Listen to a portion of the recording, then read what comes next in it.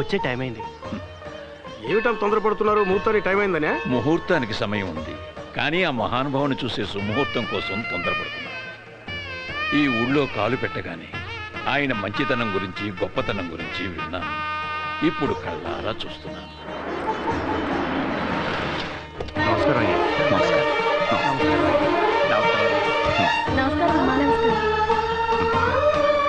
నమస్కారం అమ్మా. నమస్కారం అమ్మా.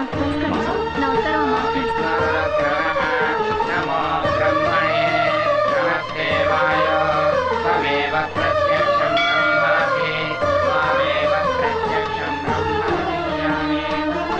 నమస్కారం బాబు. అరే, ఆశీర్వదించాల్సిన చేతులతో మాకు నమస్కారం చేయకూడదు. మమ్మల్ని ఆశీర్వదించండి. దీర్ఘాయుష్మాన్.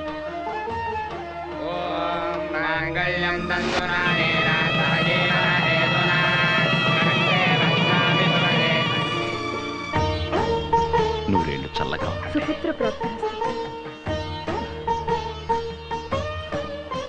సుఖంగా వర్ధిల్లండి. ఆగండమ్మా, దయచేసి మీరు ఆశీర్వదించకండమ్మా. నీకు పిల్లలు లేరు, గొడ్రాలివి. అలాంటి మీరు సుపుత్ర ప్రాప్తిరస్తు అని దీవించడం అంత మంచిది కాదేమో అని. అమ్మా, నీకు అసలు బుద్ధుందా? నువ్వేం మాట్లాడుతున్నావో తెలిసే మాట్లాడుతున్నావా? మా అయ్యగారు అమ్మగారు ఈ ఊరందరికీ దేవుళ్ళు అంటారు. అలాంటి వారిని ఇంత మాట్లాడాలి నీకు నోరేలా వచ్చింది? మమ్మల్ని ఆశీర్వదించండి అమ్మా.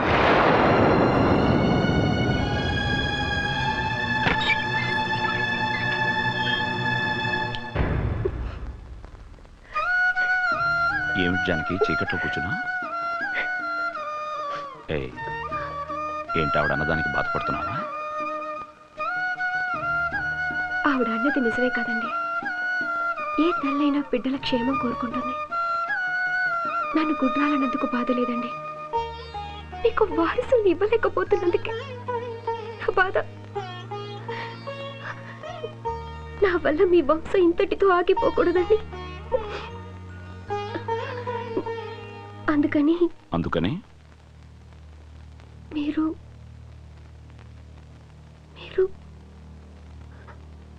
మరో పెళ్లి చేసుకోండి. చాలా తప్పుగా ఆలోచిస్తున్నావు.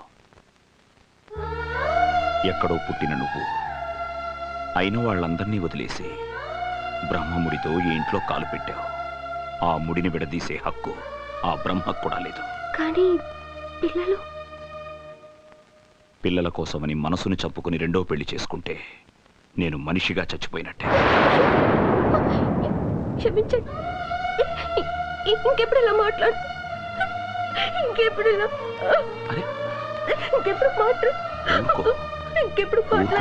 రాయుడు, నీకోసం శాస్త్రి గారు వచ్చారు.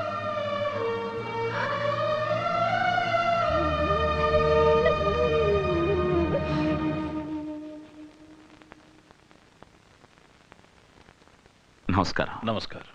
కూర్చోండి. పర్వాలేదు. మీతో ఒక చిన్న విషయం. చెప్పండి. ఊరందరినీ స్వంత బిడ్డల్లా చూసుకునే మీకు ఆ భగవంతుడు బిడ్డలు లేకుండా చేశాడంటే నమ్మలేక రాఘవయ్యని అడిగి మీ జాతకం తెప్పించుకొని చూశాను. లగ్నం నుంచి ద్వితీయ స్థానంలో కుజుడుండటం వల్లే సంతాన భాగ్యం ఆలస్యమైంది. దోష పరిహారం చేయిస్తే మీకు ఖచ్చితంగా పిల్లలు పుడతారు.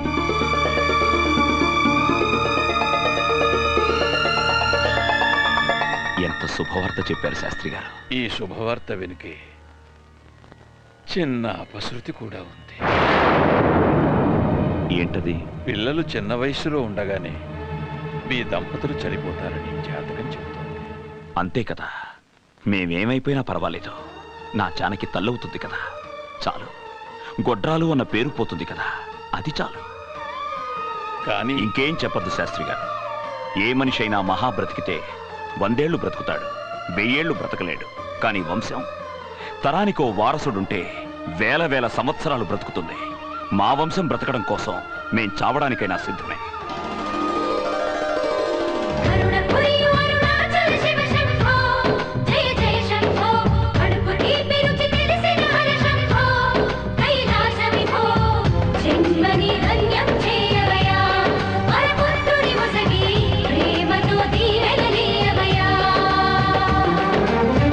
కొరియు అరుణాచల శివ శంభో, జయ జయ శంభో. కడుపు తీపి రుచి తెలిసిన హర్షంభో కైలాస విభో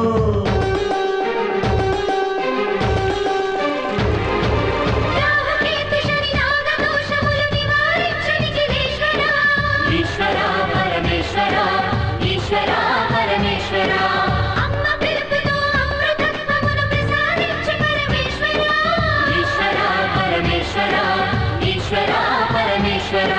బాలగణపతి కుమార స్వాముల ఆటలు చూసి మురిసే దేవా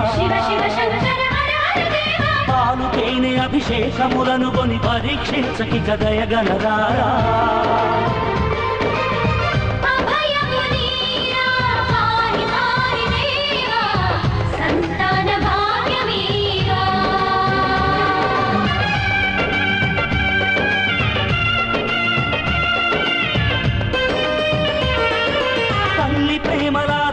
మమతల వెల్లువైన నీ చూపులే ఈశ్వర పరమేశ్వర ఈశ్వర పరమేశ్వర వంశదీపమై ఇల్లు చేరి వర్ధిల్లెనయ్య విశ్వేశ్వర ఈశ్వర పరమేశ్వర ఈశ్వర పరమేశ్వర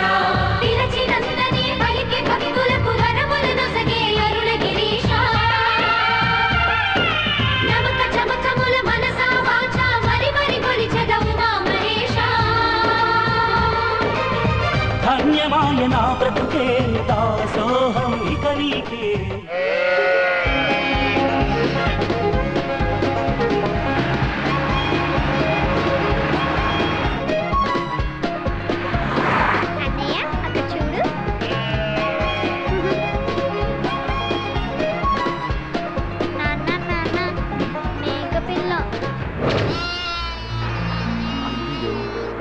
బాబాయ్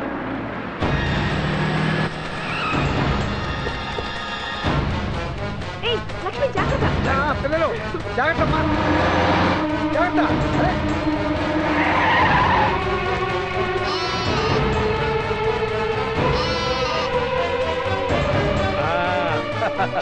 బాగుందా పాపం కదా బాబాయ్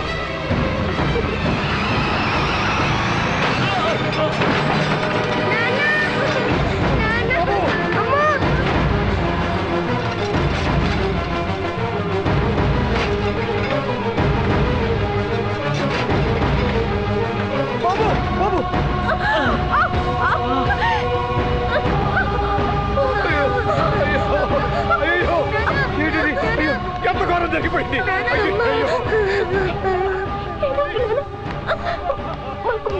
మీరు పుడితే దేవుడి దగ్గరికి వస్తామని మొక్కండి నానా ఆ మొక్కు తీర్చుకోవడానికి దేవుడి దగ్గరికి వెళ్తాను నానా నానా చెల్లెల్ని బాగా చూసుకో అశోక్ నానా నానా మీలాంటి అన్నా చెల్లెళ్ళు ఈ ప్రపంచంలో ఎక్కడా లేనట్టుగా రాయుడు నానా అయ్యో నానా అయ్యో రాయుడు రాయుడు రాయుడు రాయుడు రాయుడు